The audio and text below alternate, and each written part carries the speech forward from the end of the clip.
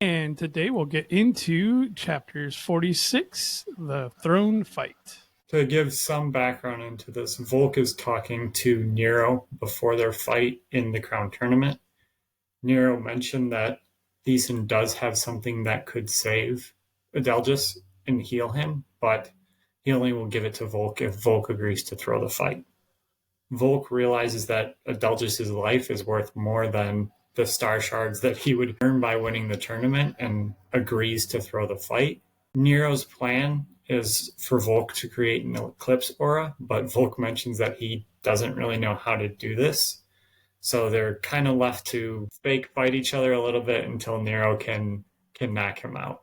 And Niro was definitely not the crowd favorite by any means going into this fight. No, he wasn't supposed to have the skill that Volke has. He wasn't winning matches as excitingly as Volke was. So very exciting match to come, though. And Niro's common tactic was really to use speed and to use the corrosive touch of the stoorworm. But Volke's armor, when he's merged with Luthair, really defends against a lot of this. So it slows down the poison, and a lot of the attacks just don't do very much damage. And Volke quickly realizes that Niro is a very weak sword fighter. He really just relies on the strength of his Eldrin. Instead of just trying to take Volke out, Niro is really making a show of the event, trying to drag it out, so his father will be more proud of his victory. And Volke decides that if this is going to be the case, he can retaliate some, so he unleashes terrors on him. He ends up throwing the stoorworm out of the ring and then just barely allows Niro to push him out. Once he falls out, he is succumbing to some of the poison, so Zelfree runs into the arena. He mimics a unicorn arcanist and then use their powers to heal the poison. And at this point, Volke does tell Zelfree, who is very confused by what just went on, about the deal that he made.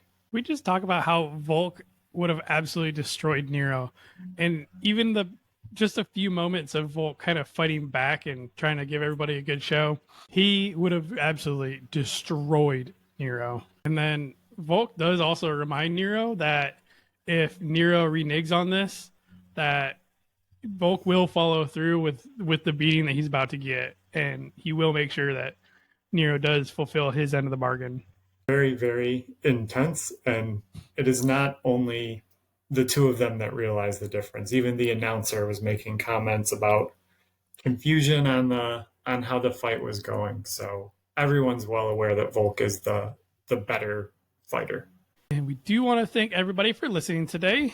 We want to remind everybody that we do post new episodes every Wednesday morning around 11 Eastern, 10 Central, and 8 Pacific Standard.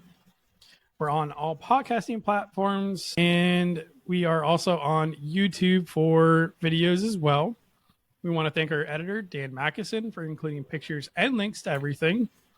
And if you want to reach out to us, we are on Gmail at frithguildpod@gmail.com. or on Facebook or other social medias at Frith Guild Podcast. Do you want to thank the Frith Chronicles Wiki, and do you remind everybody that is a great resource to use in the next few weeks. I do also want to mention that our interview for Between Books 3 and 4 is going to be John Stovall, Shammy's husband, as he is also an author, and we just wanted to sit down and talk with him. So we're definitely excited to talk with him. Scott, did you have anything else you'd like to add today? Like, share, subscribe. Feel the love. Thank you. All right, we'll talk to you everybody next week.